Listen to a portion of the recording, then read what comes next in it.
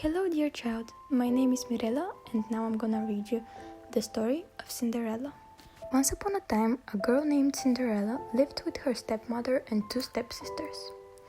Poor Cinderella had to work hard all day so that the others could rest. It was she who had to wake up each morning when it was still dark and cold to start the fire. It was she who cooked the meals. It was she who kept the fire going. The poor girl could not stay clean from all the ashes and cinders by the fire. What a mess! Her two stepsisters laughed, and that is why they called her Cinderella. One day, big news came to town. The king and the queen were going to have a ball.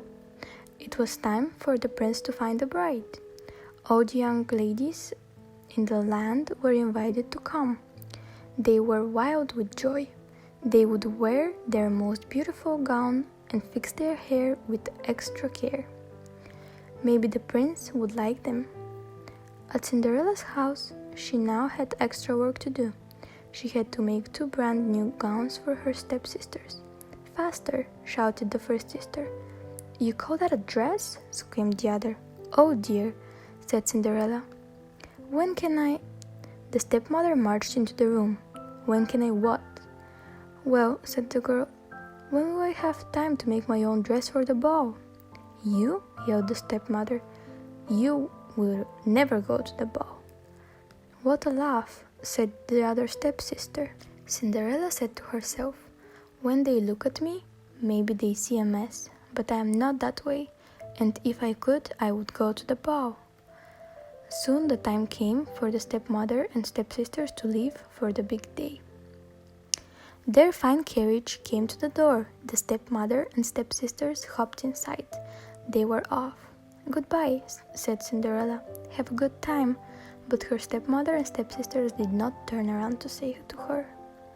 Ah, me, said Cinderella. The carriage rolled down the street, and she said aloud, I wish I could go to the ball too. Then, poof! All of a sudden, in front of her was a fairy. Who called? Said the fairy. Did I call? Said Cinderella. Who are you? I am your fairy godmother, of course. I know your wish, and I have come to grant it. But, said Cinderella, my wish is impossible. Excuse me, said the fairy godmother in a huff. Did I not just show up out of thin air? Yes, you did, said Cinderella. Then let me be the one to say what is possible or not. Well, I think you know I want to go to the ball too. She looked down at her dirty clothes. But look at me. You do look a bit of a mess, child, said the fairy godmother. Even if I had something nice to wear, said the girl, I would have no way to get there. Dear me, all of that is possible, said the fairy. With that, she tapped her wand on Cinderella's head. At once, Cinderella was all clean.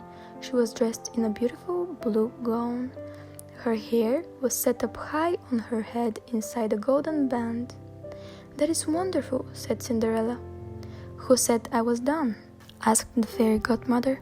She tapped the wand again. At once, a beautiful carriage came to be, with a driver and 4 white horses. Am I dreaming? Said Cinderella, looking around her. It is real as it can be, said the fairy godmother, but there is one thing you must know. What is it? All of this lasts only to midnight. Tonight, at the stroke of midnight, it will all be over. Everything will go back to how it was before. Then I must be sure to leave the ball before midnight, said Cinderella. Good idea, said the fairy godmother. She stepped back. My work is done. And with that, the fairy godmother was gone. Cinderella looked around her. Did that even happen? But there was, she stood with a fine gown and with her golden band in her hair. And there was the driver and the 4 horses before her, waiting. Coming, called the driver. She stepped into the carriage and they were off. Over the bow, the prince did not know what to think.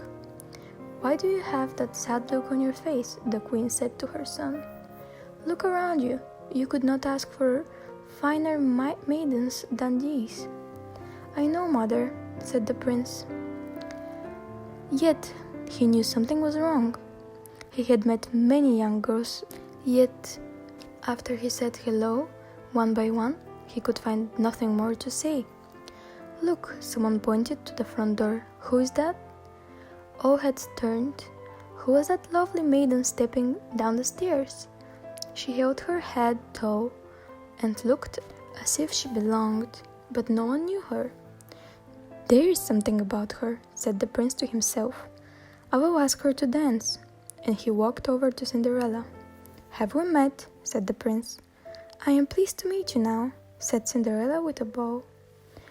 "I feel as if I know you," said the prince, "but of course that is impossible." "Many things are possible," said Cinderella, "if you wish them to be true." The prince felt a leap in his heart. He and Cinderella danced. Then the song was over. They danced again, and then they danced again and yet again. Soon the other girls at the ball grew jealous. "Why is he dancing all the time with her?" they said. "How rude!" But all the prince could see was Cinderella. They laughed and talked and danced some more. In fact, they danced for so long that Cinderella didn't see the clock. "Dong," said the clock. Cinderella looked up. "Dong," went the clock again. She looked up again. "Oh my," she cried out, "it's almost midnight." "Dong," the clock rang again. "Why does that matter?" said the prince. "Dong," called the clock. "I must go," said Cinderella. "Dong," went the clock. "But we just met," said the prince. "Why leave now?" "I must go," said Cinderella. She ran to the steps. "I cannot hear you," said the prince. "The clock is too loud." "Goodbye," said Cinderella. Up the stairs she ran. "Please stop for a moment," said the prince. "Oh dear," she said, as one glass slipper fell off her foot on the stair, but Cinderella kept running up. "Please wait a moment," said the prince. "Goodbye." Cinderella turned one last time. Then she rushed out of the door. "Wait," called the prince. He picked up the glass slipper and rushed out of the door. He looked around but didn't see her blue dress anywhere. "This is all I have left from her," he said, looking down at the glass slipper. He saw that it was made in a special way to fit a foot like none other. "Somewhere there is the other glass slipper," he said, "and when I find it, I'll find her too. Then I will ask her to be my bride." From hut to hut, from house to house went the prince.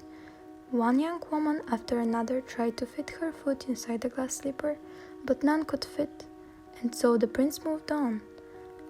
At last the prince came to Cinderella's house.